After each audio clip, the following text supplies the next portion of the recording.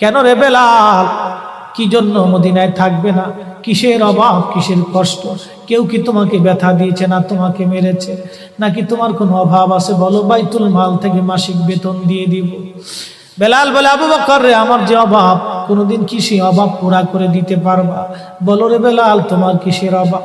বলে, আবু বকর, আমি আজান দিলে নবী নামাজে আসতো। বলো, এখন আজান দিলে কি নবী নামাজে আসবে? আবু বকর বলতেছে, বেলাল রে, তুমি কি নবীরে ভালোবাসো, আমরা কি ভালোবাসি না? বেলাল বলে, আবু বকর, তুমিও ভালোবাসো, আমিও ভালোবাসি।